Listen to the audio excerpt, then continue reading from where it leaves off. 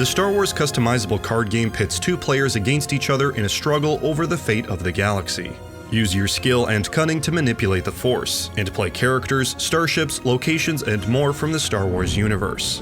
During a game, one player plays as the dark side, and the other as the light side, each with their own unique cards. The game board is made up of location cards, usually a few at first, with both players adding more locations as the game continues.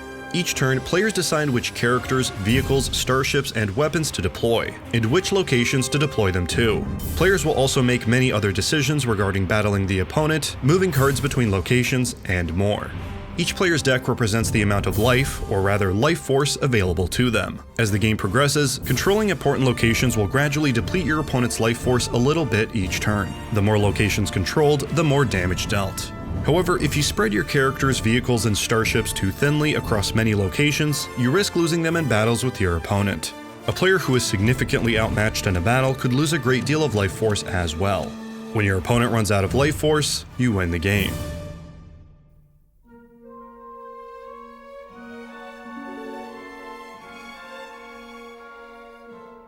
To set up a game, players first pick a side to play as, choosing between the light side and the dark side. Players must choose opposite sides. Both players then bring a 60-card deck containing only cards from their side. Light side cards have the Rebel symbol on the back, while dark side cards have the Imperial symbol.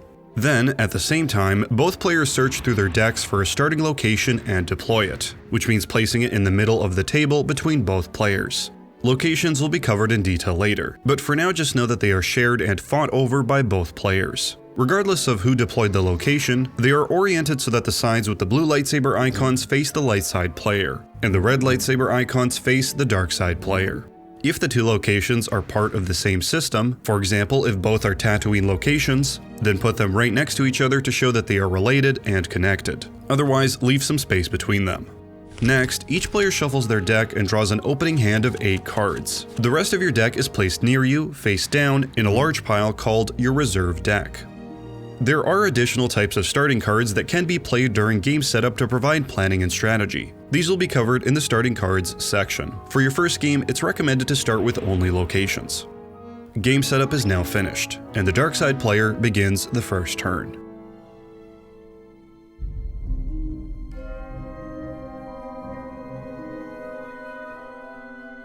During play, your cards will circulate through piles continuously, flowing first from the reserve deck to the force pile, then from the force pile to either the used pile or your hand, and finally recirculated from the used pile back into your reserve deck.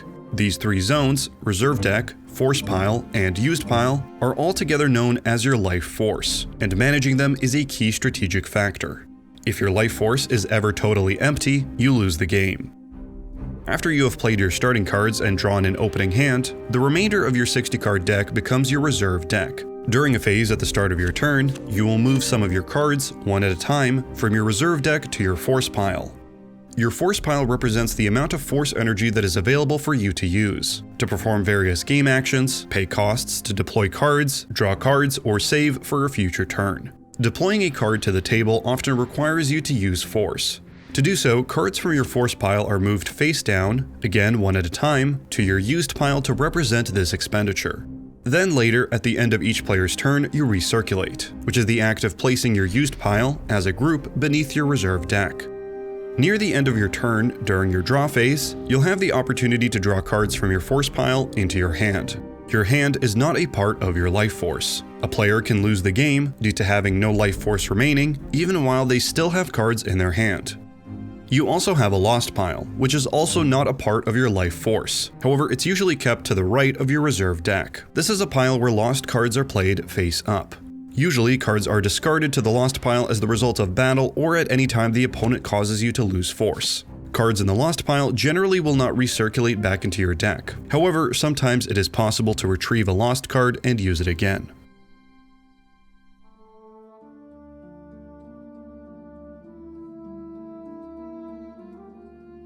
The dark side player will always take the first turn, after which players alternate taking turns. Each turn consists of 6 phases in the following order. During the activate phase, you may activate force from your reserve deck to your force pile, setting up force to be used in the future.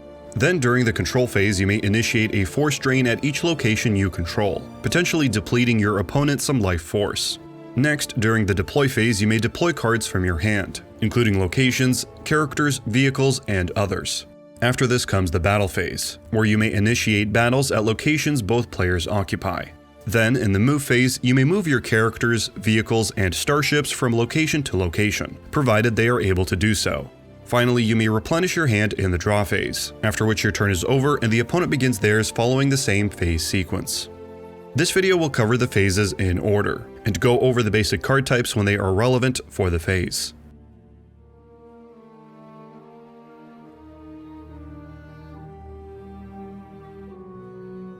During your activate phase, locations generate force, as indicated by the force icons on the location card. Count your force icons on all locations on the table. If you are the light side player, count the blue lightsaber icons, and red lightsaber icons if you are the dark side player. In both situations, add 1 to the total to represent the innate force within you. The grand total represents the maximum amount of force you may activate this turn, meaning the amount of cards you can move one at a time and face down from the top of your reserve deck to the top of your force pile. When doing so, remember to not look at the cards or put them into your hand. You do not have to have cards at a location in order to activate force there. A player may choose to activate fewer than the maximum allowed amount.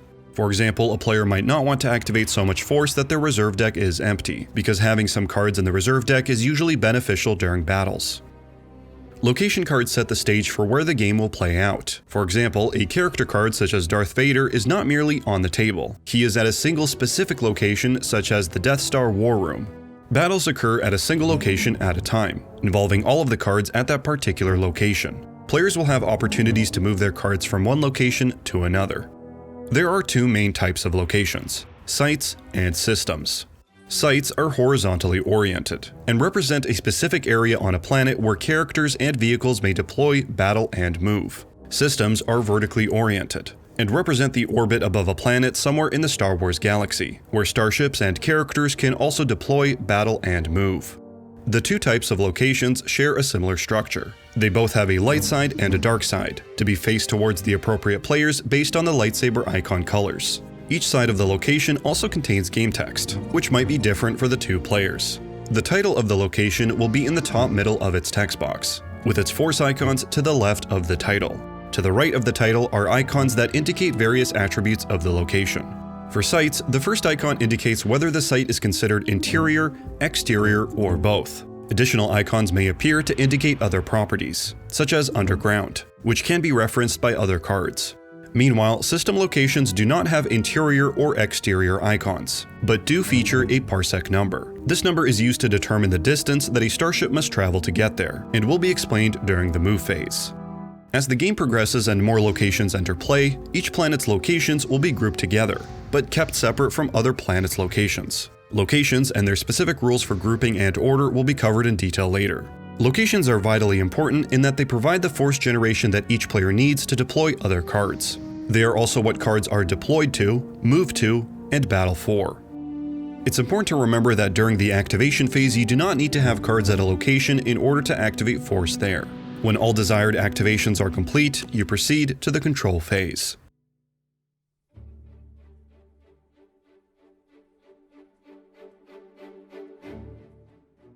In your control phase, you may initiate force drains to deplete some life force from your opponent. The amount of damage inflicted is based on which locations you control. Control of locations is usually determined by ability. Except for droids, most characters have a stat called ability, which represents a being's connection to the living force. A Jedi would have a high ability stat, but all living things are connected through the force, so even the stormtrooper has one ability. Some starships and vehicles have game text stating that they contain a built-in permanent pilot aboard with ability as well.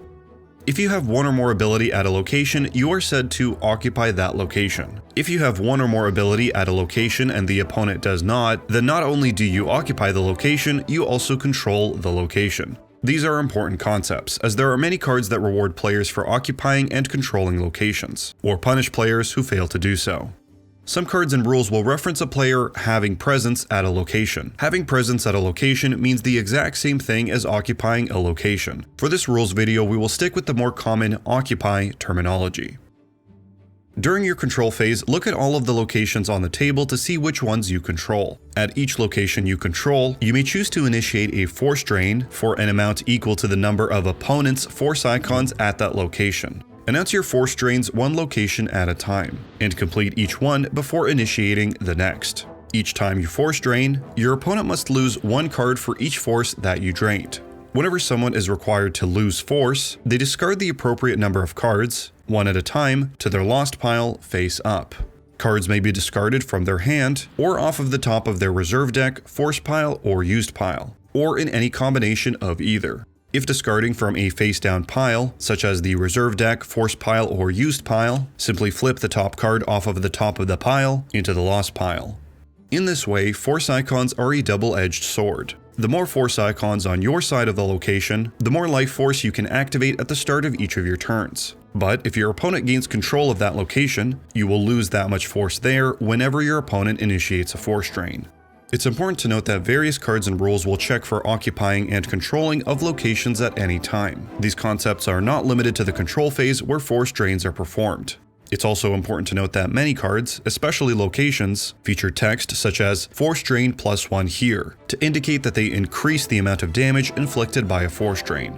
When all possible or desired force drains are complete, you proceed to the deploy phase.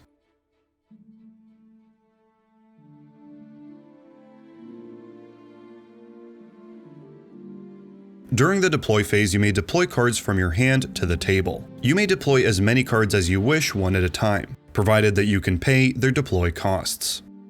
Character cards represent individuals in the galaxy, and are one of the types of cards you can deploy during this phase. They are primarily identified by their light or dark frame. Their title can be found along the top, next to an icon that designates the card's type, such as Rebel, Imperial, Alien, Droid, and so on. The top right contains the card's destiny number. This will be used independently to the rest of the card to represent the element of fate or chance involved in actions.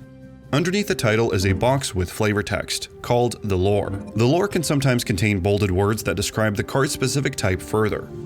Under the art, you can find the card's attributes, usually power, which represents overall strength, and ability or armor, which represents the character's ability to use the force or its toughness. Some characters with high ability values can also have a force sensitivity attribute, which some effects will reference or require.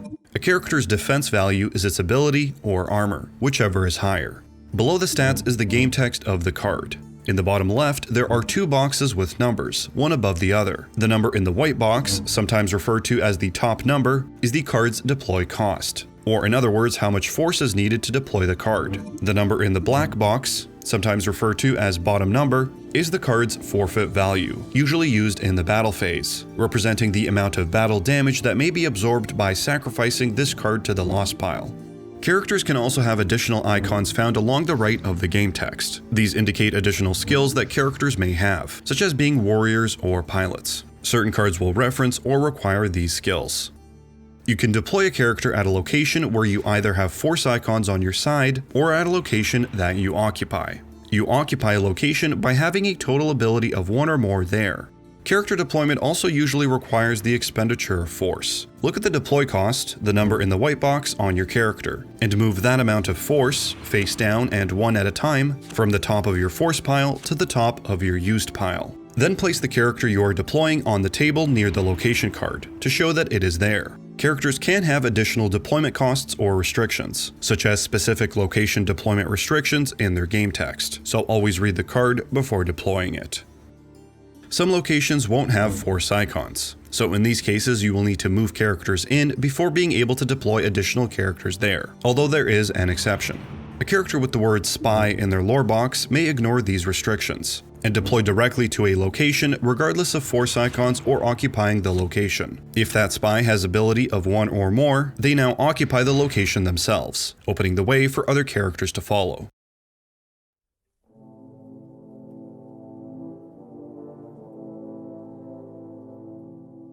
Vehicles and starships are another kind of card that may be deployed during this phase. They are identified by their blue frame. They share a similar structure to character cards, and also have a deployment cost, forfeit value, and sometimes additional icons to the left and right of the game text which other cards may reference. The icon in the top left corner will tell you if a card is a vehicle, a yellow and black icon, or a starship. a blue and black icon.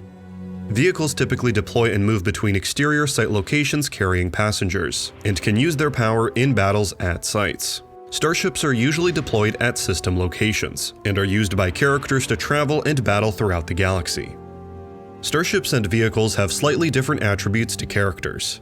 In addition to a power attribute, they will also usually have an armor or maneuver attribute, which are measures of a vehicle's resistance to attack. A vehicle or starship's defense value is its armor or maneuver, and will be used to determine if it's hit by weapons during battle.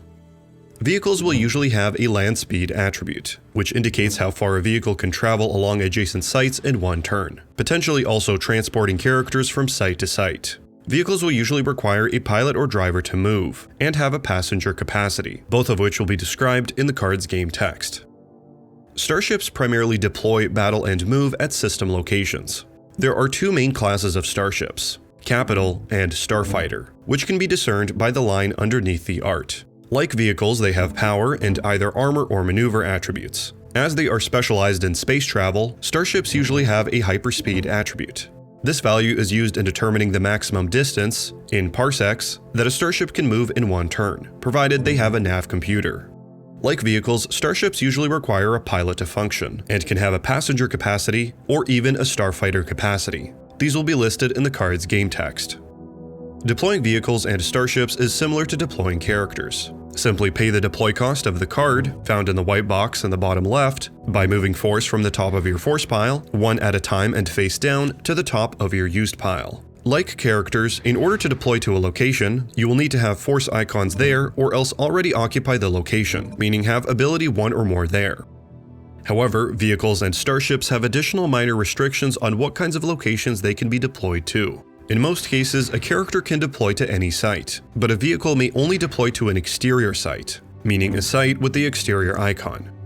Starships primarily deploy to system locations, but in order to do so, they must deploy, with some minor exceptions, simultaneously with a pilot on board. The deploy costs for both must be paid. When doing so, put the pilot underneath or on top of the starship to show that they are on board.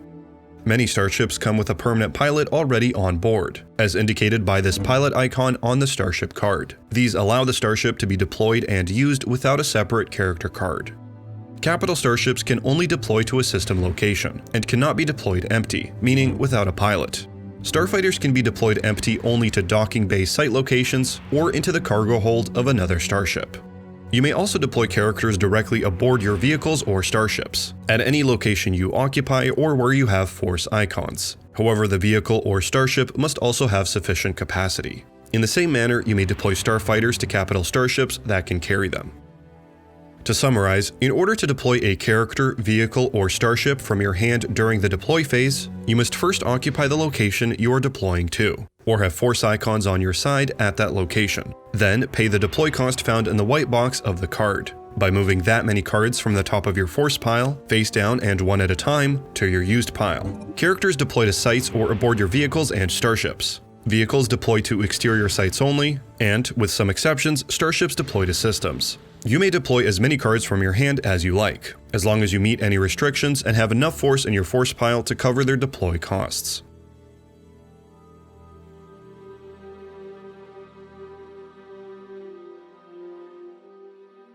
Devices and weapons represent useful tools and equipment. Like characters, vehicles, and starships, they are deployed during the deploy phase. Devices and weapons can be identified by their green card frame, but otherwise share a similar card structure to the other cards we have seen. However, they will not have a deploy cost listed in the lower left corner, and instead have their deployment costs and any restrictions written in the game text of the card. A device or weapon with no deployment cost or restriction can be deployed for free. When you deploy a device or weapon, simply put it on the table attached to the card that's carrying it. Characters, vehicles, and starships can carry as many weapons and devices as you would like. However, most can only use one weapon and one device per turn. Capital starships may use unlimited weapons and unlimited devices per turn. Weapons and devices may be transferred between cards at the same location, for an expenditure of force equal to the weapon or device's deploy cost, if there is any. Many weapons and devices will state "deploy on a warrior" in their game text. A character is a warrior if they have the warrior icon, which is a blue square icon with a small image of a blaster on it. Not all weapons and devices require a warrior icon, so read the card carefully. Some will have different restrictions and some will have no restrictions at all. Devices and weapons will describe in their game text how to use them, but most weapons will be used in the battle phase, providing a chance to hit an opponent's card. This will be discussed in detail in the battle phase section.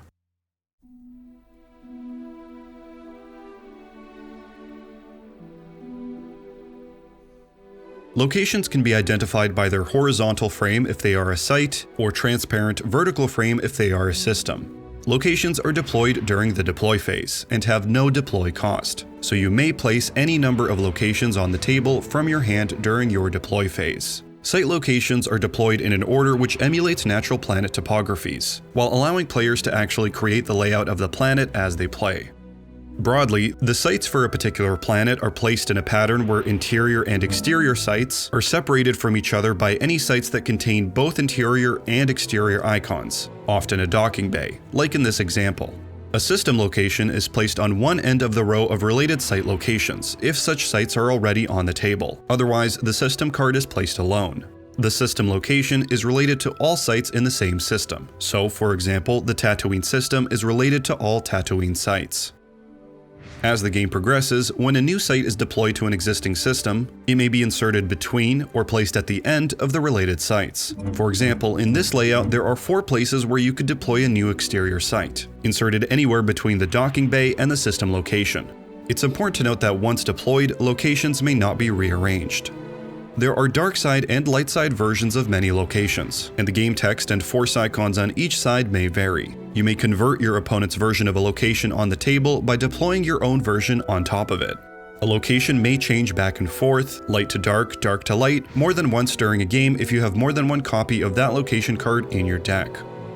When 2 sites that belong to the same planet are physically next to each other on the table, they are defined as adjacent to each other. Later in the turn, during the movement phase, characters and vehicles may move from one site to an adjacent site like a sequence of connected squares on a game board. That being said, even though system cards are placed physically next to sites, system locations are not considered adjacent to any other location cards for game purposes. But starships may move between certain sites and systems, with some restrictions, called landing or taking off.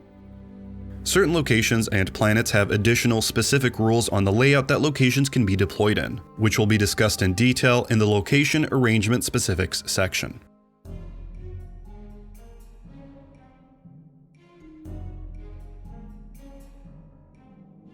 Effects modify certain cards or aspects of the game, and can be identified by their red card frame and green effect icon in the top left corner.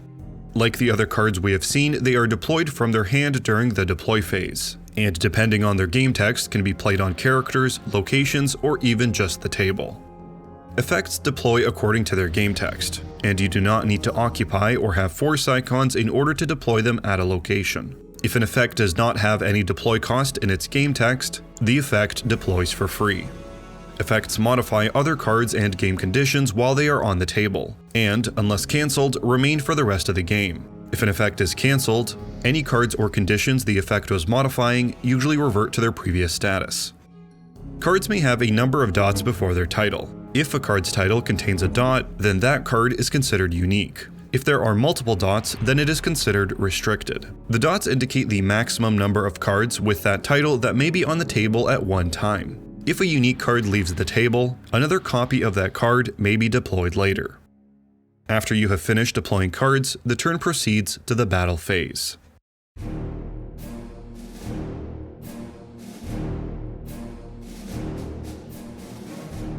During the battle phase, you can initiate battles at chosen locations, in an attempt to both remove opponent's characters, vehicles, and starships from the location, and deplete your opponent's life force. A battle can occur at a location only if both players occupy that location with a total ability of 1 or more. You may battle more than once during this phase, but only once per turn at each location.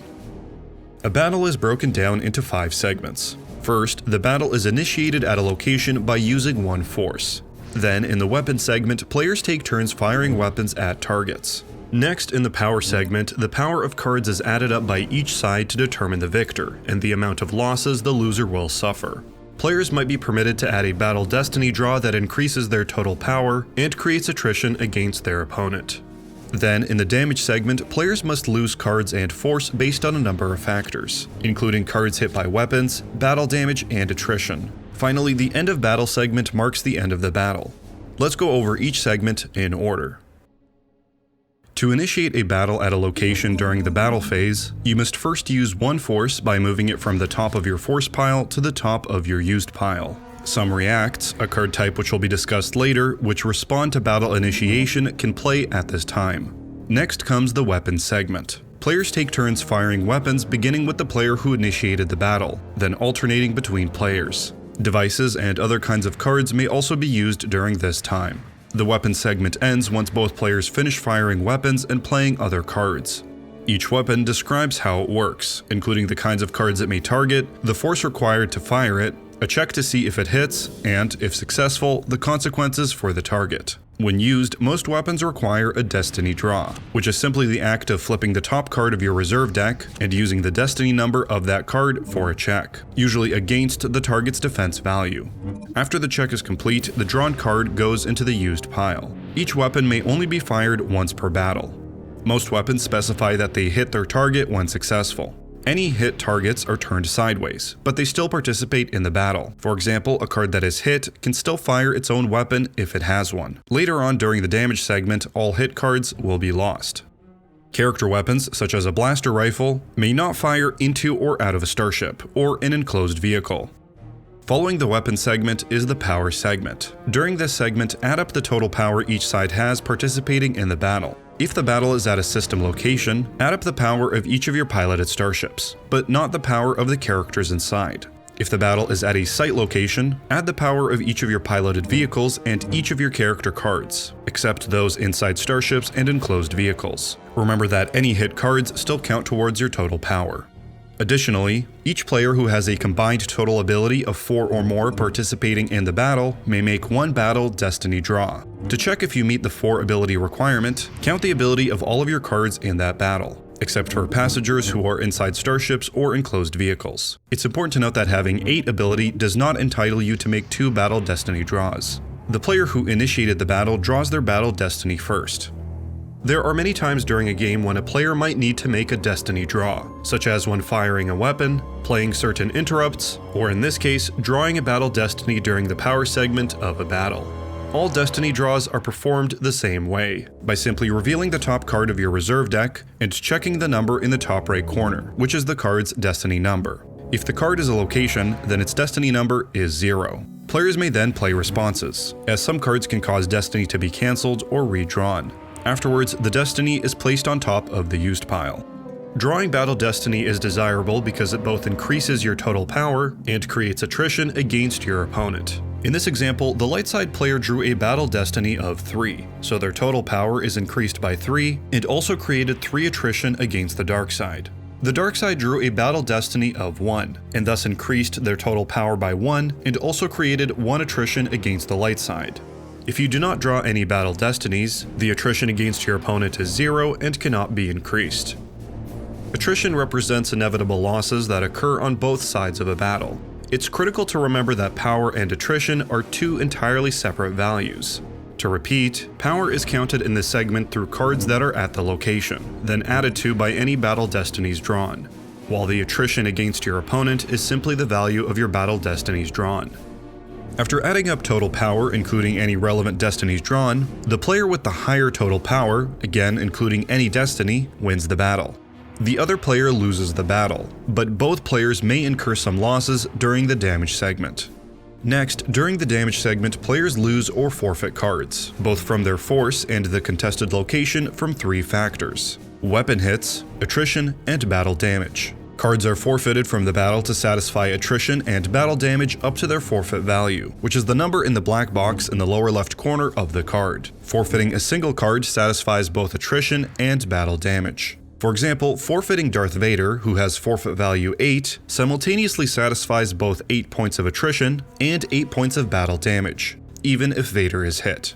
Cards hit during the battle, the ones that were turned sideways, must be forfeited during the battle damage segment. When forfeiting a hit card, it still satisfies both attrition and battle damage, unless the weapon specifies otherwise. Again, attrition represents inevitable losses that occur on both sides of a battle. The attrition against you was calculated during the power segment, and requires a mandatory forfeiture of cards from the battle location and the battle location only.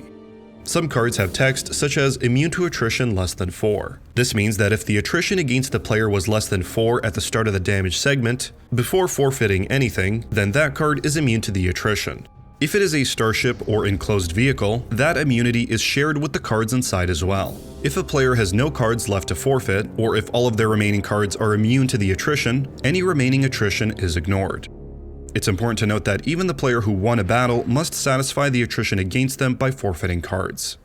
Battle damage applies only to the player who lost the battle. The loser's battle damage is equal to the difference between the winner's total power and the loser's total power. You may satisfy battle damage by forfeiting cards from the table in the same way as with attrition, but battle damage may also be satisfied by losing force from your life force or cards from your hand. Each card lost in this way satisfies 1 unit of battle damage. Cards lost from your life force, which are the reserve deck, force pile, and used pile, must come from the top of the pile to the top of the lost pile, while cards lost from your hand are simply picked by you and moved to the top of the lost pile.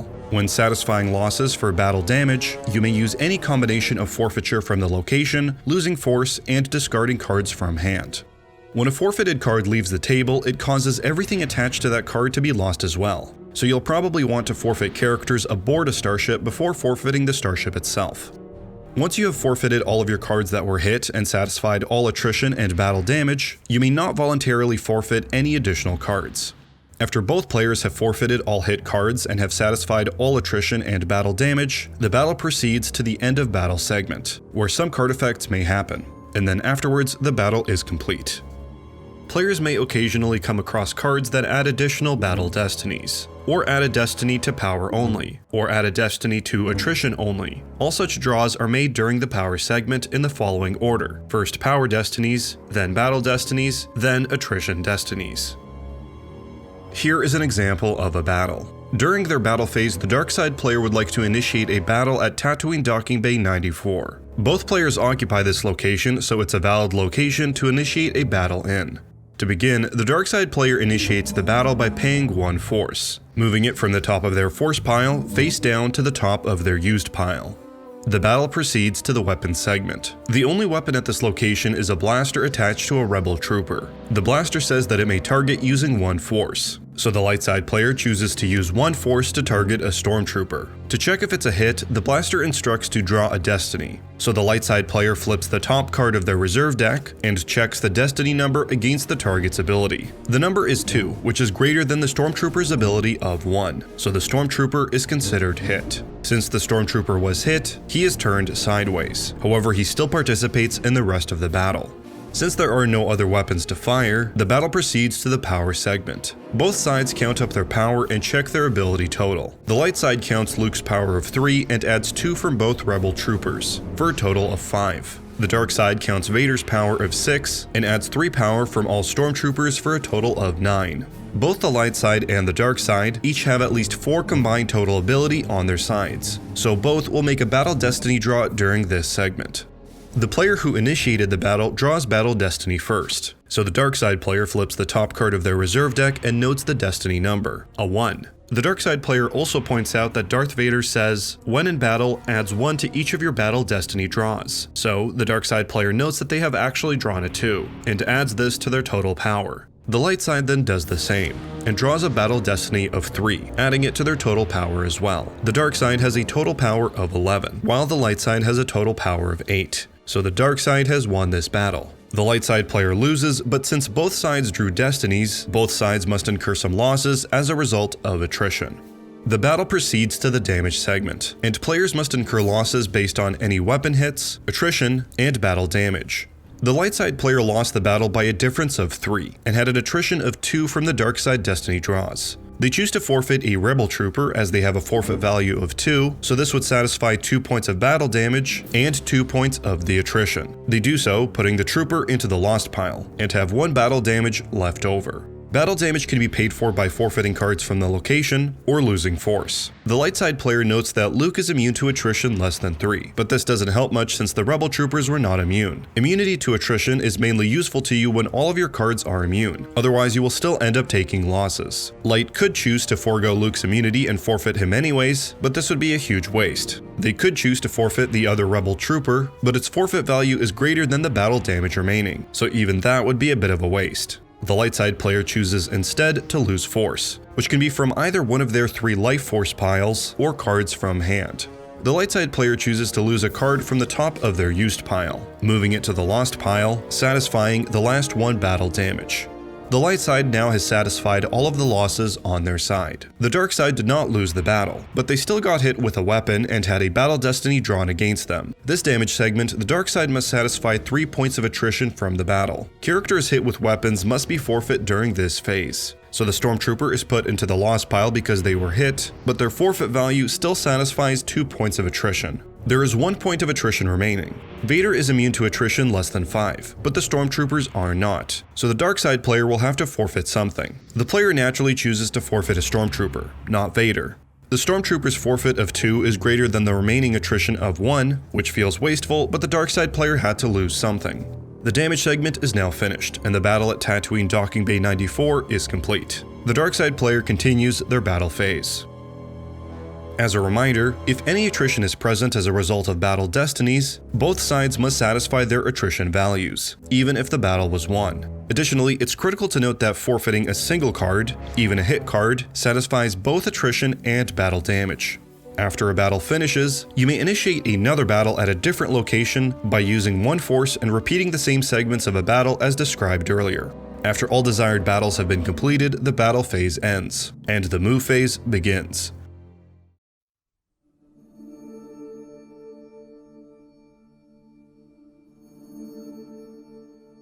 During the move phase, you may move any or all of your characters, vehicles, and starships from location to location. Moving from one location to another is called a regular move, and usually costs 1 force. Each card can only make 1 regular move per turn. Moving without changing locations, such as embarking aboard a sandcrawler, is usually free and unlimited. Characters and vehicles move in 5 basic ways. Land speed. Each character or vehicle with a driver or pilot aboard may use 1 force to move from one site to another related site. The card's land speed indicates the maximum distance the card may travel, measured in sites, with one site equaling to 1 unit of land speed. By default, characters have a land speed of 1, while vehicles have land speed that is indicated on their card, but must have a driver or pilot aboard to move. Vehicles move only to exterior sites, but they can carry any number of characters, capacity permitting, for that use of 1 force. Shuttling. A character or vehicle may be shuttled by the symbolic use of dedicated shuttles, which are assumed to be aboard every capital starship, from an exterior site to a capital starship at the related system, or vice versa, for 1 force. Shuttling is not allowed to or from a starfighter, only a capital starship. Transferring. Any number of characters and vehicles may be transferred by the symbolic docking of 2 starships or use of dedicated shuttles from one starship to another at the same system if at least one of those starships is piloted and has ship docking capability, or is a capital starship. It costs 1 force to transfer any number of cards between the 2 starships. Docking Bay Transit. You may relocate any or all of your characters and vehicles as a group from one docking bay to another docking bay by the symbolic use of independent starships for hire for an expenditure of force as listed on the docking bay card. Embarking and disembarking. Your characters at a site may embark on or disembark from your vehicle or landed starship at that same site. Likewise, starfighters may embark on and disembark from a capital starship at the same system. Capital starships and starfighters move in 3 basic ways. Hyperspeed. Each piloted starship may use 1 force to move from one system to another system. The starship's hyperspeed, found with its other stats, indicates the maximum distance the starship may travel measured in parsecs. So 1 parsec equals 1 unit of hyperspeed. The parsec distance between 2 systems is determined by subtracting the lower parsec number from the higher. It's important to note that the distance is still calculated normally even if the parsec numbers in between are not on the table. For example, a starship with hyperspeed of 3 may move from a planet at parsec 5 to a planet at parsec 8, even if no systems with parsec numbers 6 and 7 happen to be on the table.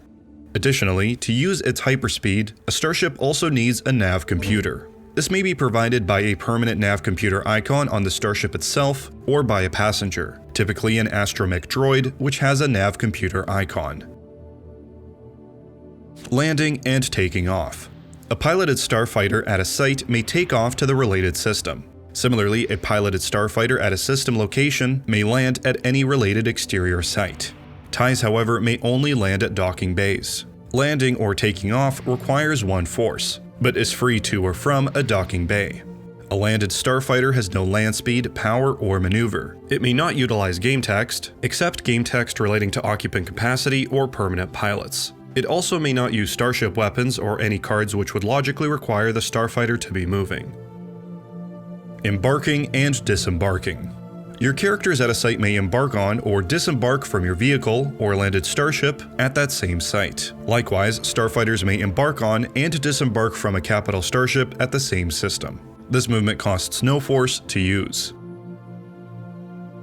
Land speed, docking bay transit, shuttling, hyperspeed, landing, and taking off are all mutually exclusive. Each card may only make one of those regular moves per turn. Transferring, embarking, and disembarking are unlimited moves, and may be performed any number of times per turn during your move phase. Characters aboard a vehicle or starship fall into 3 categories: pilots, drivers, and passengers. Indicate which characters are aboard a vehicle or starship by placing them underneath or on top of that card. You may designate which characters are acting as pilots or drivers at any time during your deploy phase or move phase.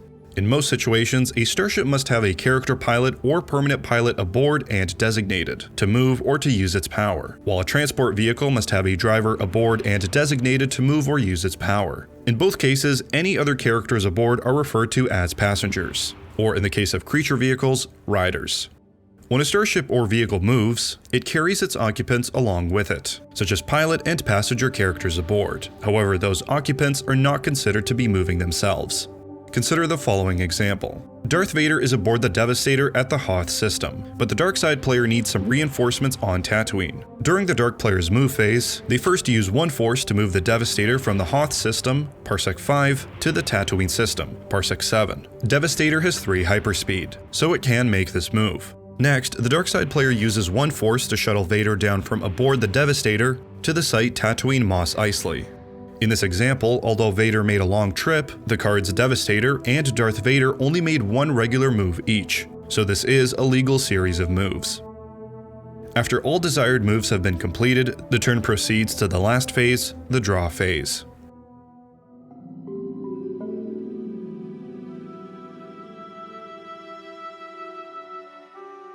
During your draw phase, you may replenish your hand. If you have cards left in your force pile, in this phase you may draw any number of them into your hand, one at a time. There is no limit to the number of cards you may have in your hand. However, you might want to leave some cards in your force pile to use during your opponent's turn, or to save for a future expensive card. After you have finished drawing cards from your force pile, both players then recirculate their used piles by placing them beneath their reserve deck. It's important to note that both players do this during each draw phase, not just whoever's turn it is. Notice how during subsequent turns these cards will eventually work their way back to the top of your reserve deck to be activated again, while any cards in the lost pile will not. After your draw phase, the turn is now over, and your opponent begins theirs following the same phase order. The game continues back and forth until a player's life force, that being their reserve deck, force pile, and used pile, is depleted. When that happens, they lose and their opponent wins the game.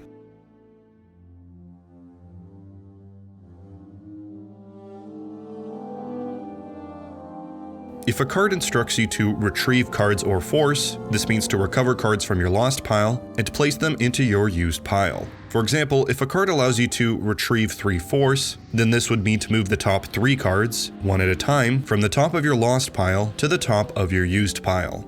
If something instructs you to retrieve a specific kind of card, you will search through your lost pile for it. For example, the card Return of a Jedi allows a player to retrieve Obi-Wan. When played, the player will search through their entire lost pile, choose an Obi-Wan card, and place it on top of their used pile.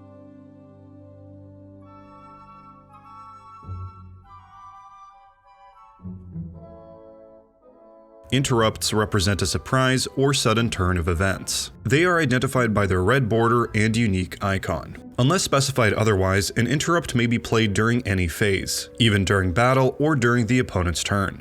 To play an interrupt card from hand, simply follow the instructions in its game text. If an interrupt does not list a cost in its game text, it plays for free. There are two basic kinds of interrupts: used and lost. After you play it, a used interrupt is placed face down on top of the used pile, while a lost interrupt is placed face up on top of the lost pile. If an interrupt card has one or more dots in its title, the number of dots indicates the maximum number of copies of that interrupt which may be played each turn. Here is an example of using an interrupt. It's currently the light side player's battle phase, and they are in the middle of the power segment of a battle, about to draw a battle destiny. They look at the destiny they drew and decide to play Han's dice from their hand.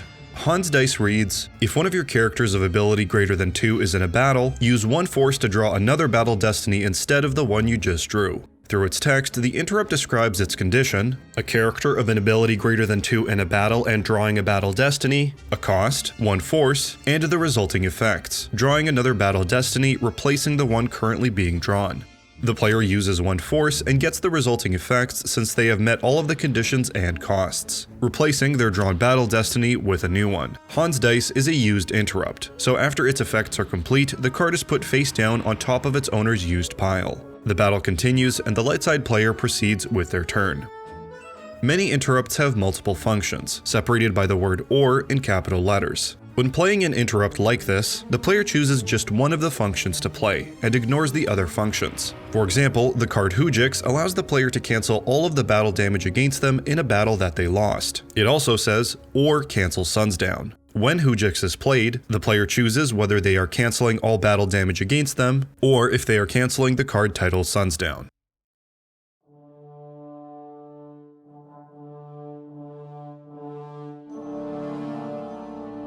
Reacts are a special form of deployment or movement that may occur during your opponent's turn. These are not a card type, but rather a type of effect that is described in the game text of cards. When one player initiates a battle or force drain, the other player can immediately deploy or move cards to that location by using game text that says they may deploy or move as a react. Reacting to a force drain cancels the force drain if the draining player no longer controls the location as a result of the react. Reacts require the usual expenditure of force, if any. To deploy something as a react, the card must still comply with all deployment rules. To move as a react, the card must still comply with all movement rules and must be within range of the battle or force drain location.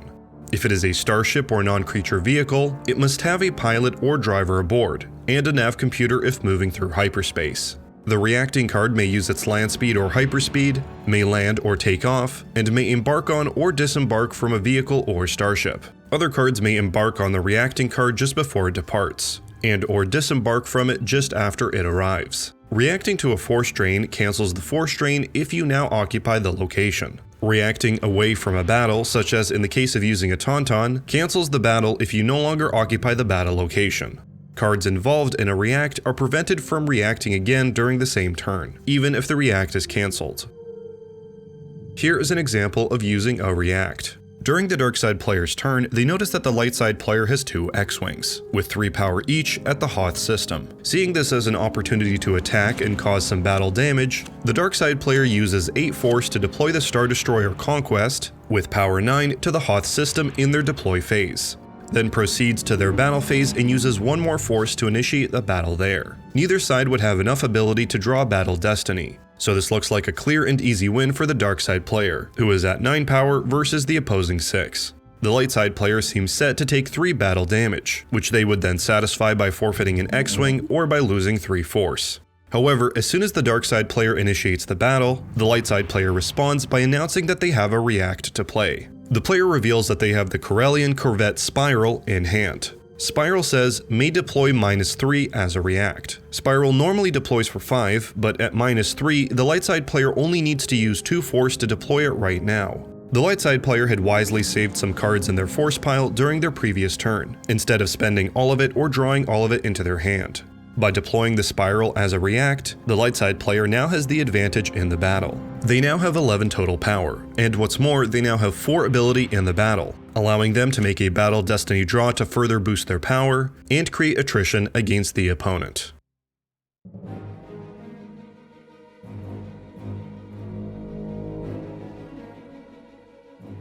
Battles can have a variety of characters, weapons, and vehicles. To better understand the battle phase, here are 2 additional battle phase examples with vehicles and starships.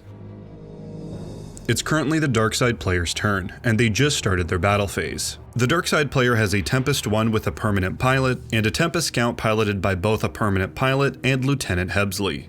The light side has Chewbacca of Kashyyyk, 2 rebel troopers, and Corporal Kinsarik with a Blastech blaster rifle. The dark side player initiates a battle at the Great Forest location by using 1 force. The battle proceeds to the weapons segment.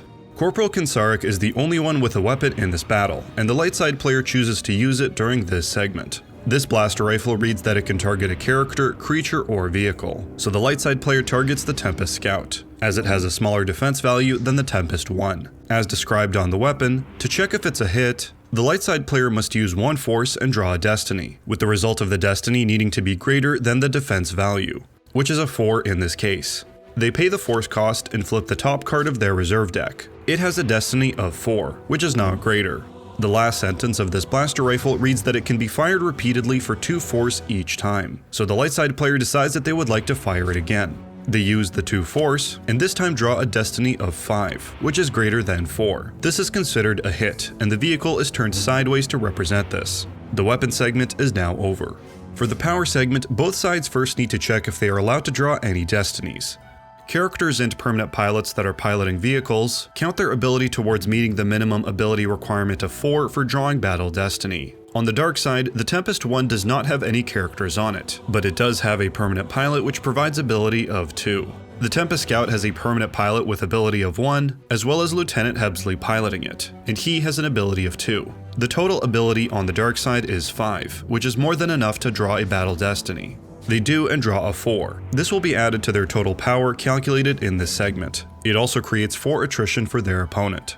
The light side has no vehicles, but has many characters in the battle. Chewbacca, the 2 rebel troopers, and Corporal Kinsarik all have ability values. All of these totaled is 6, which meets the 4 ability requirement. The light side draws a battle destiny and gets a 2. Next, both sides calculate their power total and add their destiny draws. The dark side has a Tempest 1 with a power of 6, and a Tempest Scout with a pilot. The Tempest Scout is hit, but will still contribute power during this battle. Its pilot is part of this battle, but does not add their power attribute since they are in the vehicle. However, Lieutenant Hebsley does add 2 power to anything he pilots, as described in his game text, and this does get counted for the side's total power. So the Tempest Scout has a power 3 and adds 2 from Lieutenant Hebsley. This totals to 11 power, plus the 4 drawn from the battle destiny, for a grand total of 15 power on the dark side.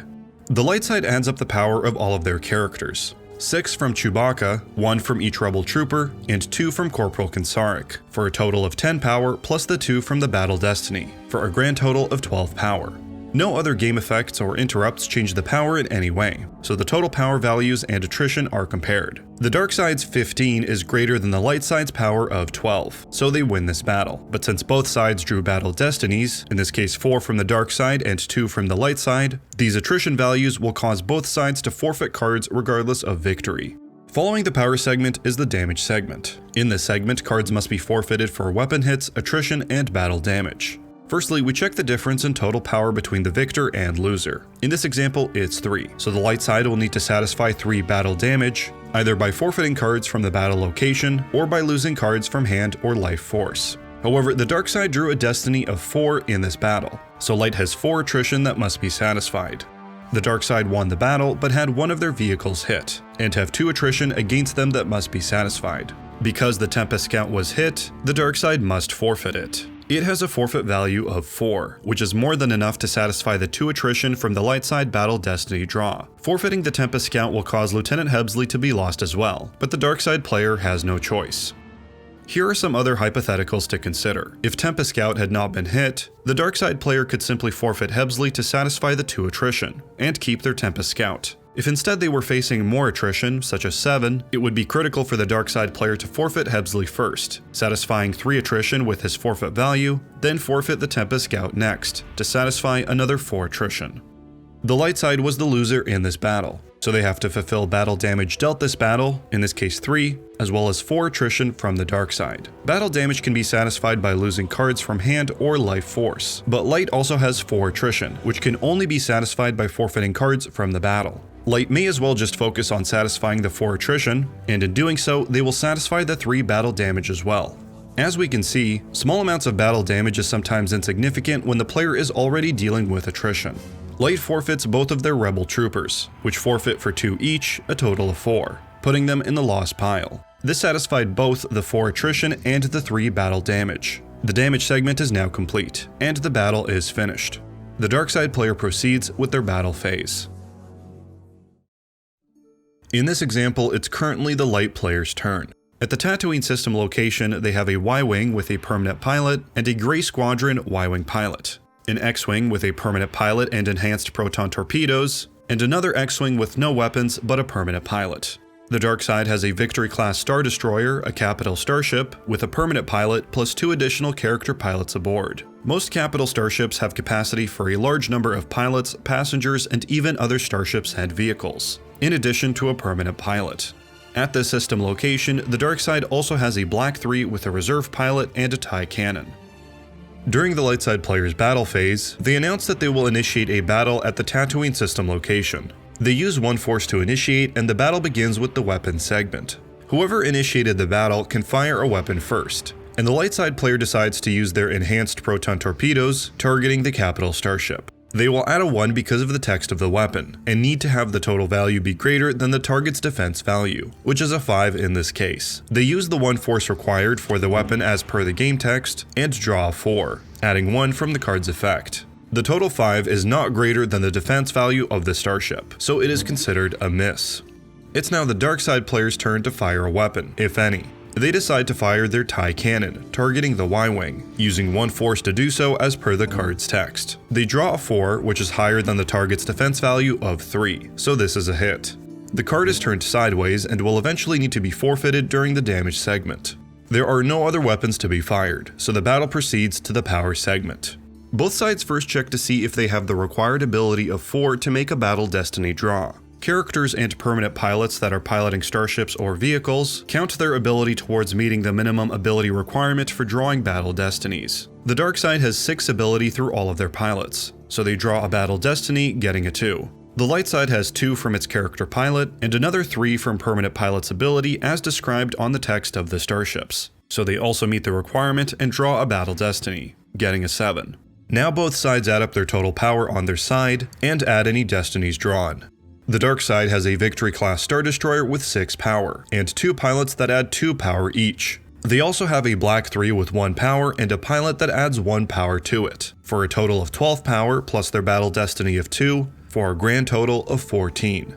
The light side has a Y-Wing with a power of 2, plus a pilot that adds 2, and 2 X-Wings with a power of 3, for a total of 10 plus their battle destiny of 7, for a grand total of 17. The light side 17 is larger than 14, so the light side player is the winner of this battle. But since both sides had weapon hits and destiny draws, they will both incur losses for each.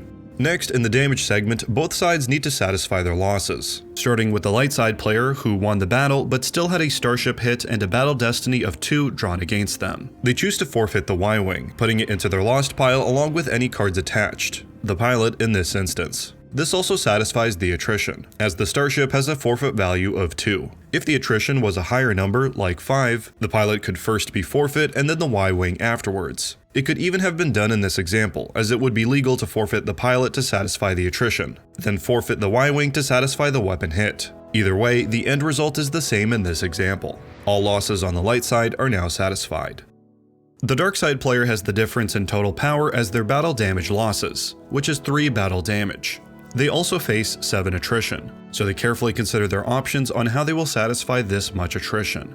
They could forfeit both the reserve pilot and Black 3, which adds up to exactly 7 forfeit. However, they like having the TIE cannon weapon and would prefer not to lose it. Forfeiting the Star Destroyer also seems like a poor choice, because it's providing a large amount of power, and its permanent pilot ensures that it is always able to occupy its location and participate in battles. So, the dark side player decides to forfeit Lieutenant Hebsley from their Star Destroyer, as well as the reserve pilot from Black 3. This total forfeit of 7 satisfies all of the attrition and simultaneously battle damage against the dark side player. Black 3 is now considered unpiloted, so it is fairly useless. It has 0 power, may not move, and has 0 ability aboard, so it cannot occupy or control a location on its own. It still has a weapon, but cannot use it while unpiloted. However, the dark side player may deploy another pilot directly aboard in a future turn. The battle is now complete, and the light side player continues with their battle phase.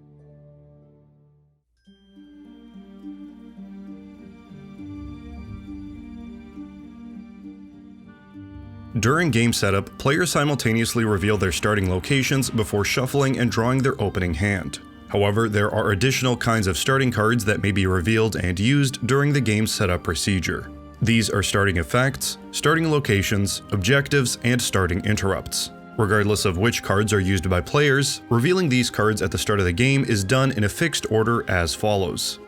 First, both players simultaneously reveal their starting effect, if any, then resolve it.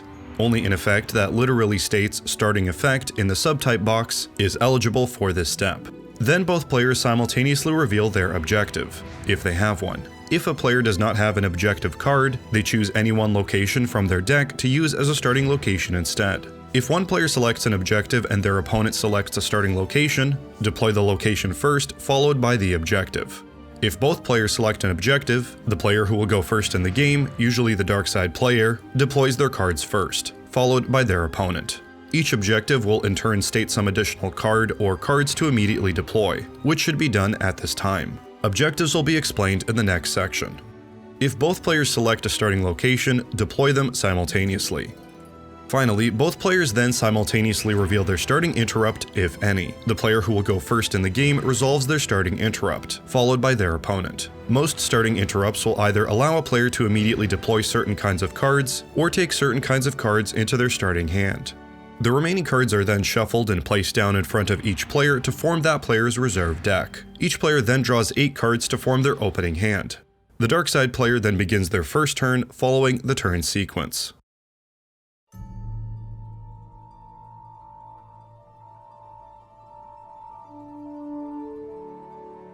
Objectives provide a player with specific starting cards, as well as short and long-term goals and rewards for completing tasks. A player may only include one objective card in a deck, and if you choose to include one, you must deploy it instead of a starting location at the beginning of the game.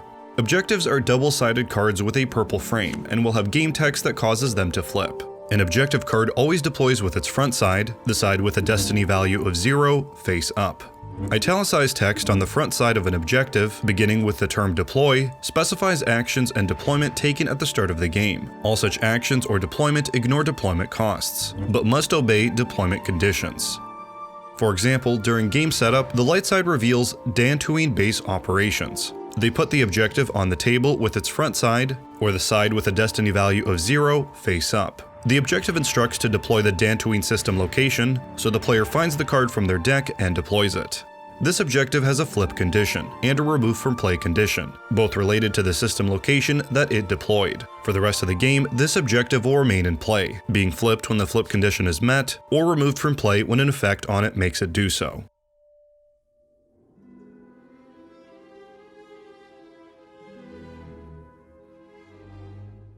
Many characters have special characteristics bolded in their lore box. Most of these keywords, such as leader, smuggler, gambler, or thief, do not inherently have any special abilities or properties. These are merely terms which may be referenced on other cards, such as a location that says, your smugglers are power +1 here. However, the spy characteristic does contain special properties. A spy may deploy to a location without the player occupying it or having force icons there. For example, suppose the light side player wishes to deploy characters to the Death Star War Room site. They do not have any Force icons there, so most characters like Han Solo cannot deploy there. However, Leia Organa is a spy. The light side player uses 3 Force to deploy Leia Organa to the War Room. Now the light side player occupies the War Room thanks to their Leia's ability there, so they can deploy additional non-spy characters like Han Solo to the location as well. Some cards like U-3PO, Boushh, and TK-422 state that they deploy as undercover spies. Additionally, the design on the front of these cards looks like the opposite side. U-3PO looks like a light side card, Boushh and TK-422 look like dark side cards. The backs of these cards reveal their true allegiance. U-3PO is from the dark side, while Boushh and TK-422 are light side. Undercover spies are like regular spies in that they can deploy without occupying or having Force icons. However, they deploy on the opposite side of a location to indicate that they are undercover. Some cards can cause their cover to be broken, in which case cross them back to their owner's side, and they then function as ordinary spies. While they are undercover on the opponent's side, they have additional special properties as listed here, including special movement rules and the ability to block Force drains. Undercover spies can be quite a nuisance to deal with, since they block Force drains and yet cannot simply be battled away. Players must take special care to include cards in their deck that can eliminate these spies, or at least break their cover so that they can be battled. It is recommended that new players omit undercover spies when first learning to play.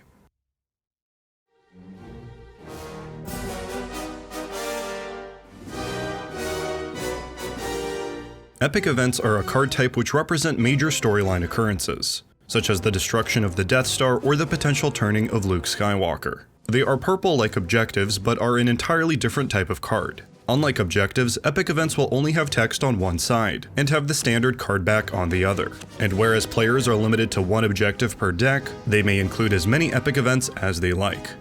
Epic events are unique in that they are the only card type which can either play or deploy, depending on their game text. Attack Run and Epic Duel deploy on the table, like effects, and thus may be utilized more than once, whereas Commence Primary Ignition and Target the Main Generators play like interrupts, and are placed in the used pile or lost pile after use, according to their instructions.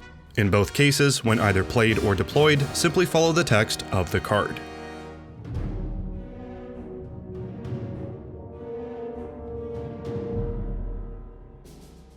Certain cards, such as Commence Primary Ignition, will cause locations to be blown away. Being blown away is a major event that will have repercussions for the rest of the game. Whenever a location is blown away, it is turned face down. From this point on, the location cannot be deployed or converted again. It is considered an unnamed location with no printed Force icons and no printed game text. Cards may still deploy, move, and battle at this location. When a site is blown away, any cards unfortunate enough to be at the site at that moment are lost. When a system is blown away, cards at the system itself, such as Starships, remain. However, all of the sites and sectors, except Asteroid sectors, are lost, as are cards that were at those sites and sectors. No more sites or sectors, except Asteroid sectors, may be deployed to that system for the rest of the game. Additionally, although the system is face down, it retains its parsec number so that Starships can still move to and from it. If a Rebel-based system, such as Hoth or Yavin 4, is blown away, the light side player loses 2 Force for each light side Force icon that was at that Rebel base, including the sites and sectors being lost. If a Death Star is blown away, the dark side player loses 2 Force for each dark side Force icon that was at that Death Star, including at the sites and sectors being lost.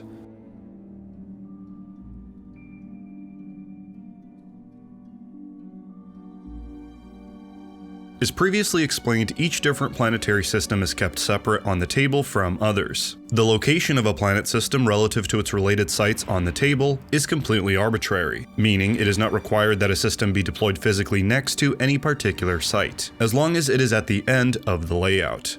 The corresponding sites and sectors, however, must be located properly relative to each other. In general, the sites for a given system are placed in a pattern where interior and exterior sites are separated from each other by a site which is both interior and exterior. This is usually a docking bay, but there are exceptions. When a new site is deployed to an existing system, it may be inserted between or placed at the end of the related sites. Once deployed, locations may not be rearranged. Most planets will follow this generic layout, with a planet system at one end, followed by the interior, docking bay, then exterior. However, many planets have specific sites that need to be arranged in a certain order, such as the Tatooine system for example. Tatooine requires that the Cantina, Docking Bay 94, and Mos Eisley be grouped together at one end, and then all other exterior Tatooine sites go into a middle group, and finally all Jabba's palace sites go together at the other far end. For all location arrangement specifics, refer to the comprehensive rules linked in the description. Some planets have even more complex rules with ordering sites, like the Hoth system. Unlike most planets, Hoth's exterior sites are numbered to indicate a fixed layout. For example, suppose that Hoth Snow Trench and Hoth Mountains are on the table. A player wishes to deploy Hoth Defensive Perimeter. The Hoth sites must be kept in numerical order, so the third marker can only be deployed between the second and sixth markers. Interior sites, such as the Hoth War Room, go on the other side of the first marker. The site Hoth Main Power Generators states that Hoth Energy Shield rules are in effect, meaning when this card is on the table, Hoth marker sites numbers 1 to 3, as well as the interior sites behind the first marker such as Hoth War Room, are considered shielded. At shielded Hoth sites, the Darkside player may not deploy characters, vehicles, or starships. The Darkside player also may not use most forms of movement to or from these sites. No landing, taking off, shuttling, docking bay transit, and so on. What the player may do is deploy outside of the shield, such as the 4th site marker or higher, and move in using land speed. The light side player is not restricted by their own shield. They may deploy and move normally. In order for the light side player to deploy Hoth Main Power Generators, they must ensure that there will be a non-shielded marker site, meaning 4th marker or higher. If there isn't one on the table already, the light side player may search the reserve deck for the 4th marker and deploy it immediately along with the main power generators. If it isn't found, main power generators cannot deploy.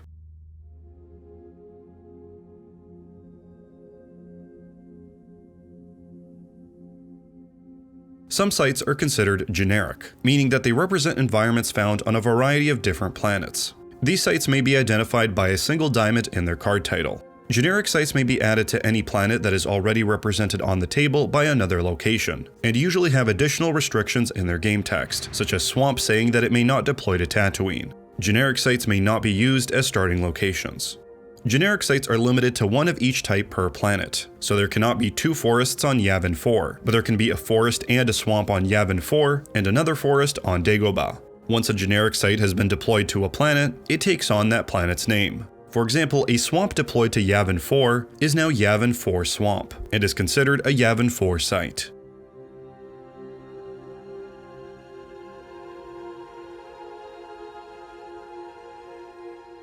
A location is considered a battleground when both players have force icons on it.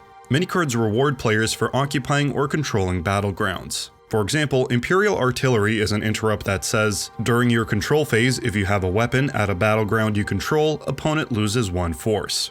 The locations listed here are specially designated as not being battlegrounds, because despite having force icons for both players, they may be unusually difficult to deploy to or battle over.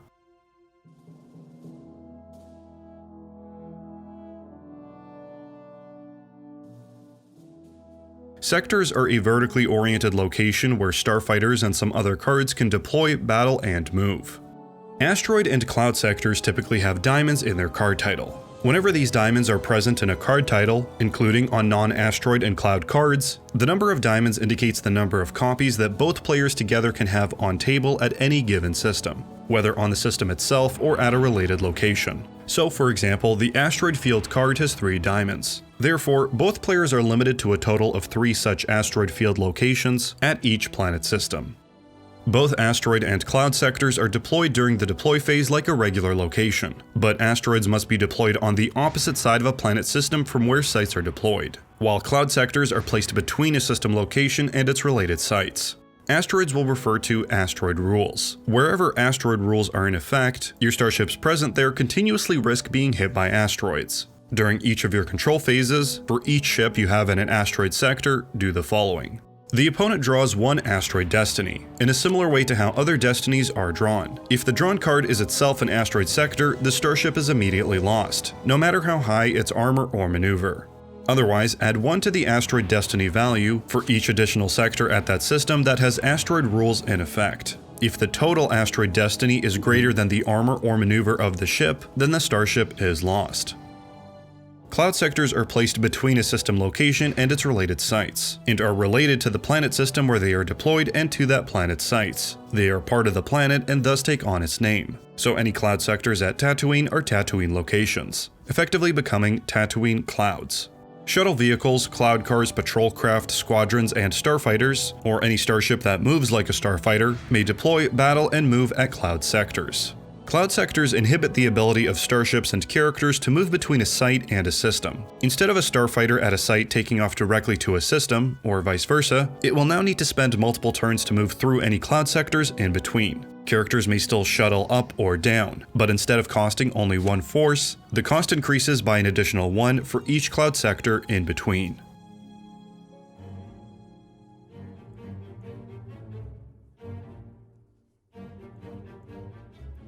Admiral's orders represent tactical and strategic planning. They have a unique icon and card frame but are similar to effects. Admiral's orders always deploy on the table for free, but only during your deploy phase and only if you occupy a battleground system. Additionally, there can be only one Admiral's order on the table at any time between both players. Whenever a new Admiral's order is deployed, the previous one, no matter which player it belongs to, is placed in its owner's used pile. You may not replace an Admiral's order with a new one of the same name.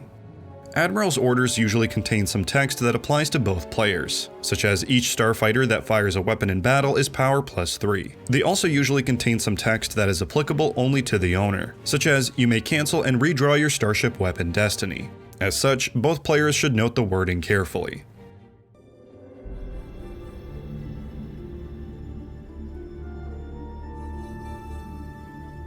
The sparse population and extreme remoteness of the planet Dagobah make deployment to the system and its swampy landscape unusually difficult. The thick atmosphere makes shuttling and the use of transport cards impossible. Thus, special deployment and movement restrictions apply to all Dagobah locations. Characters, vehicles, starships, and Utini effects may not deploy to Dagobah unless either their own text or another card allows it. The text must either specifically mention deploying to Dagobah or say to ignore location deployment restrictions. For example, Yoda says he may deploy to Dagobah. Other card types, such as other types of effects, weapons, devices, and so on, may deploy to Dagobah following normal deployment restrictions. Moving a starship to the Dagobah system can be done normally, but shuttling characters from the Dagobah system down to a Dagobah site, or vice versa, is not permitted. Cards, such as interrupts, that directly transport cards from one location to another location, may not be used to move to or from Dagobah unless specifically permitted. For example, the interrupts Nabroon Leeds and Alice Helra may not transport characters to or from Dagobah. Typically, to get your characters and vehicles to Dagobah, you will use a card that allows it, such as you will go to the Dagobah system. Or you can deploy your characters and vehicles elsewhere, then move them to the Dagobah system aboard a starship that can land there. Jedi tests are a card type which represent the ability to learn the ways of the Force, and have a unique icon and green card frame. The light side can train non-droid characters in the use of the Force using Jedi test cards. Completing Jedi tests gives you new capabilities that can have far-reaching consequences, and can also raise your character's ability. Attempting Jedi tests involves having an apprentice and a mentor on Dagobah, and drawing training destinies. Each Jedi test card describes how to begin, attempt, and complete the test. A mentor is a character of ability greater than 2. Typically, the mentor will be Yoda.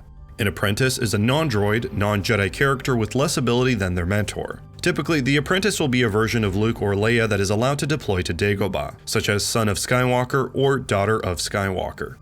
For the Jedi testing itself, each Jedi test card will describe how to begin, attempt, and complete the test. The apprentice must begin with Jedi test number 1. After completing it, they are permitted to proceed to Jedi test number 2, and so on.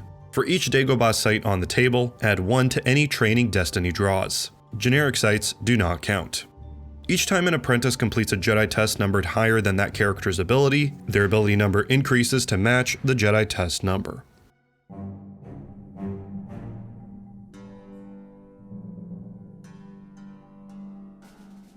Capturing is the act of taking a target alive for sinister purposes.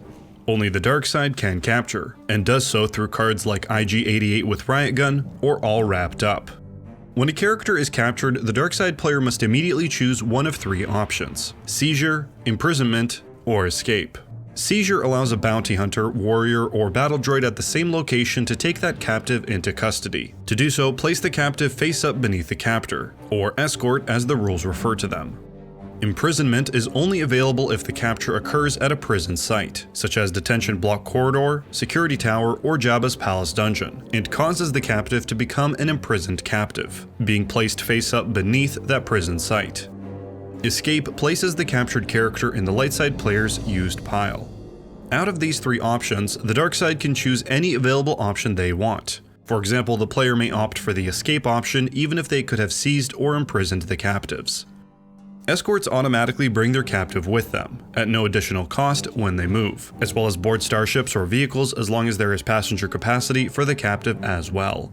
An escort may have only one captive at a time, and may not voluntarily release their captive or transfer it to a new escort. However, if at a prison, an escort may imprison their captive during the dark side player's move phase, by moving the captive from under the escort to under the prison site. The opposite is also permitted. A potential escort at a prison may take an imprisoned captive there into custody.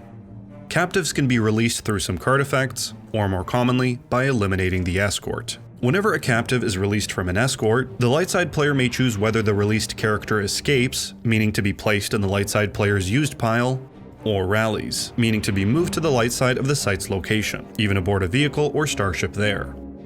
Imprisoned captives can only be released by specific effects. Controlling the prison site is not enough, though many prisons do have text on them with instructions on how to free the captives there. While capturing and releasing will usually follow the procedures just described, there are additional rules for specific types of capture, such as capture done via carbon freezing. All such related rules can be found in the comprehensive rules linked in the description.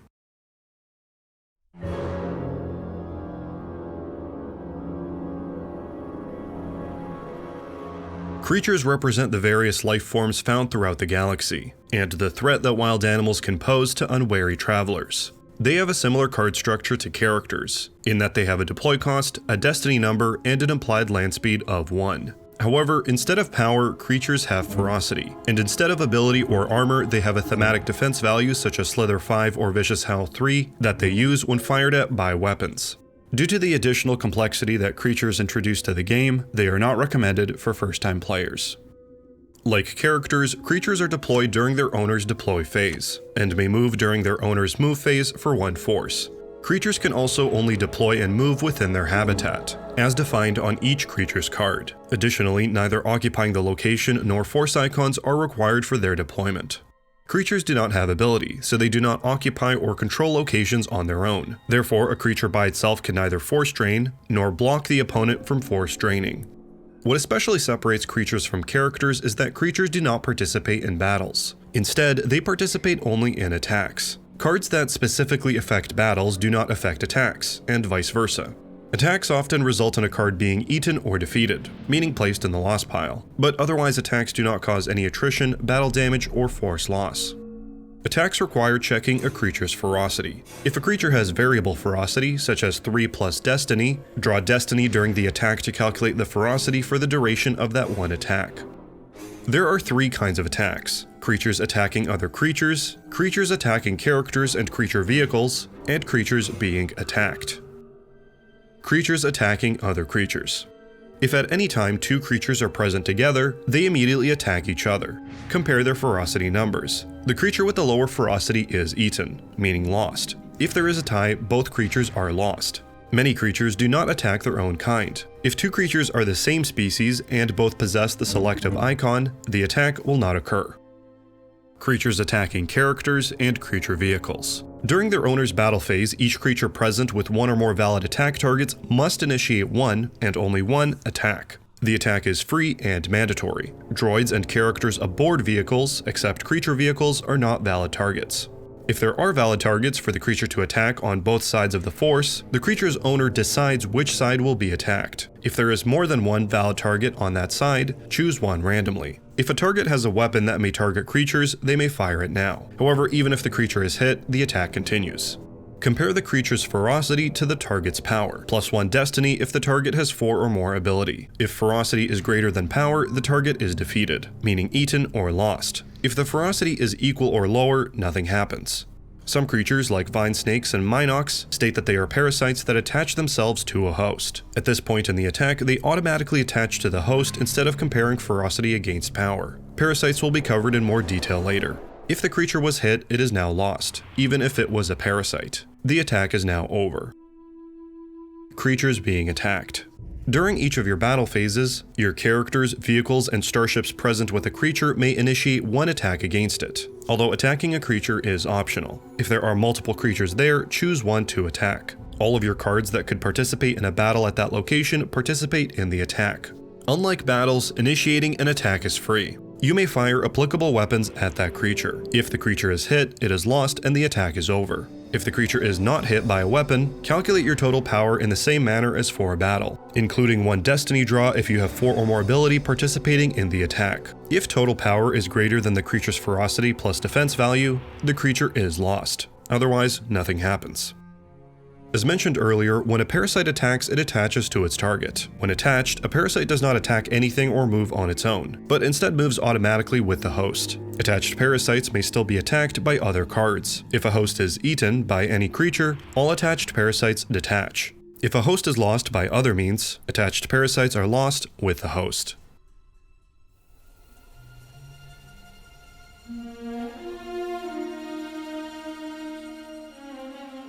Combo cards are special cards that combine the functionality of 2 individual cards of the same type, like 2 interrupts, effects, or characters. These cards are identified by an ampersand in their title separating the 2 names. A combo card still retains its single card type, and should be played exactly as printed, without needing to reference the original individual cards. In gameplay, a combo card counts as both named cards for all rules and interactions, including uniqueness.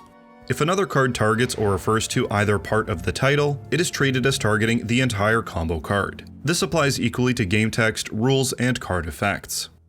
There are also special combo cards for characters and starships. Character combo cards combine 2 personas into one character, such as R2 and 3PO, while starship combo cards may include multiple pilots or ship personas, even without using an ampersand in the title.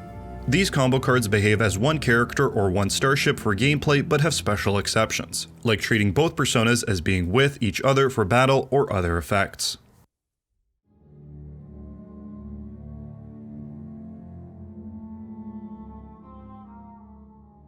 There are a number of cards with various political terminology on them. Most of these cards are self-explanatory, with no special rules needed beyond what is printed on the cards themselves. Here are several terms you may see. Coruscant Galactic Senate. This location states that the battles there use the character's politics attribute instead of their power. For example, Supreme Chancellor Valorum only has 2 power at most locations, but he has 5 power thanks to his politics attribute when battling in the Senate. Meanwhile, Boba Fett with no politics attribute listed has 0 power when battling in the Senate. Senate Majority. Some cards offer some type of bonus if a player has a Senate Majority. A player has a Senate Majority if they have more total politics at the Galactic Senate than their opponent. Agendas.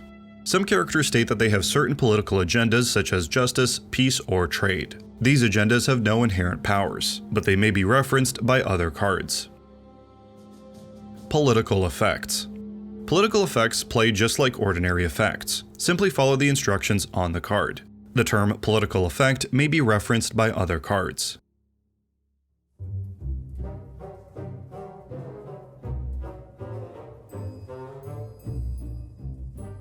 Some cards and effects allow you to steal a card from another player to use as their own. When a card is stolen, it changes sides and is now controlled by the stealing player. The card becomes a part of that player's hand, deck, or whatever the effect specifies, and follows regular rules for its card type, including targeting, movement, and deployment interactions.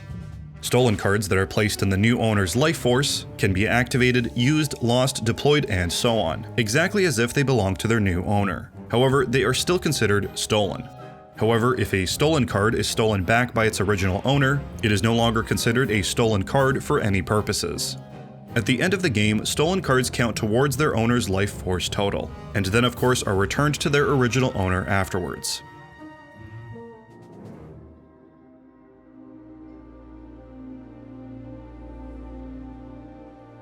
Although rare, certain cards or effects will instruct players to play something out of play. For example, the card "The Circle is Now Complete" causes a duel between Darth Vader and Obi-Wan, with the loser being placed out of play.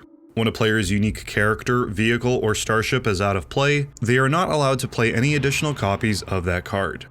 Thematically, cards in a player's lost pile can be considered temporarily incapacitated. If the light side has Luke Skywalker in their lost pile, they might still draw another Luke into their hand and play him again later on in the game. Cards that are out of play, however, are thematically considered dead, destroyed, blown up, and similar. If the light side has Obi-Wan Kenobi out of play, they are not allowed to deploy any Obi-Wan character cards for the remainder of the game. Placing cards out of play is a rare event that does not occur every game. Cards placed out of play are typically kept in a separate out-of-play area next to the lost pile. Once a card has been placed out of play, there is no way to recover it back into the game.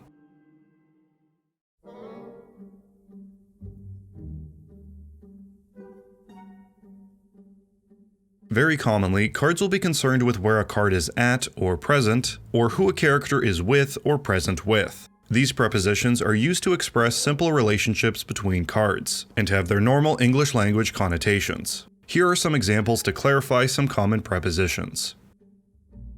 At. A character, starship, vehicle, or similar on the table is always going to be at exactly one location. No more, no less. For example, suppose Vader is at the Site Executor Meditation Chamber, and the Star Destroyer Executor is at the Hoth system. Would Vader therefore be considered at the Hoth system? The answer is no. Vader can only be at exactly one location, and the one location he is at is the Meditation Chamber. For another example, suppose Luke is piloting Red 5 and Red 5 is at the Tatooine system. Is Luke at Tatooine? The answer is yes. Luke must be at exactly one location, and that location is the Tatooine system. With and alone.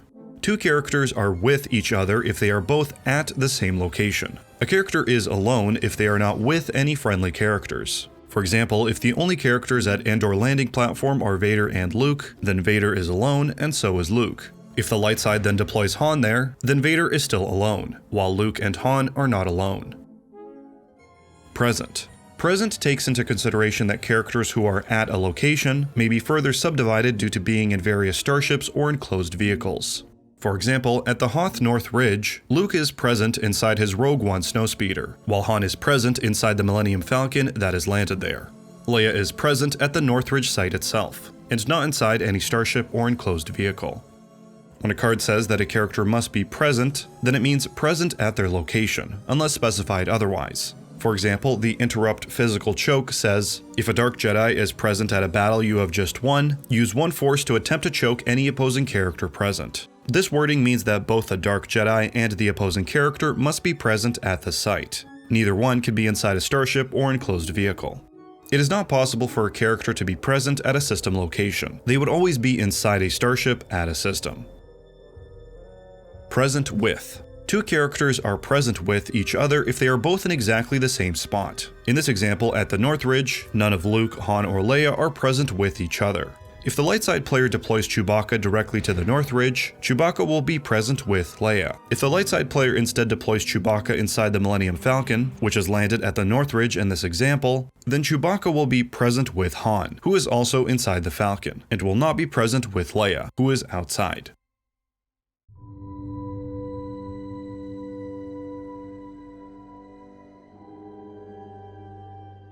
The Star Wars CCG has very few rules for deck building. The following is the requirements for a typical one-on-one game. One player's deck must be from the light side, while the other the dark side. Each player's deck must be exactly 60 cards. Each deck can have a single objective card, and if they do so, they must deploy it at the start of the game and follow its instructions. If a player does not have an objective card, they must deploy one location from their deck at the beginning of the game, referred to as their starting location. Decks may contain duplicates of any card, except objectives, and those duplicates may occur in any quantity, such as having 6 copies of Darth Vader. However, many cards have restrictions on how many may be deployed at a time, such as how only one Darth Vader can actually be on the table at a time. Beginners may want to follow the 20-20-20 rule to start out with, that being 20 characters and ships or vehicles, 20 interrupts and effects, and 20 other cards, such as locations, objectives, weapons, and devices. Remember that you need force icons present on locations in order to generate force each turn to play your other cards, so make sure to include a healthy amount to be able to play cards from your hand consistently. From here, deck building will be up to the strategy that you wish to pursue. When starting out in the Star Wars CCG, deck building can be more fun and effective when it's done in cooperation with your opponent, as many cards affect specific named cards which otherwise might not serve any purpose if not present in your opponent's deck. If playing in a league or tournament, there may be additional deck building restrictions, and a banned or restricted card list that may affect which cards you can include in your deck. As with all tournament specifics, refer to your tournament organizer for details. There are two main scoring options used in casual matches and tournament play: a basic one winner-take-all game, or match play. In match play, players play a game and note how much life force the winner had remaining at the end of the game. Then they switch sides. Dark side becomes light side and vice versa, and play again. If each player wins one game, the player who won with more life force remaining wins the match. If the life force is also a tie, additional tiebreaker methods are available. Regardless of which option is used, almost all organized tournaments require players to have both a dark side deck and a light side deck, as players will be assigned to play a specific side against a specific opponent each game.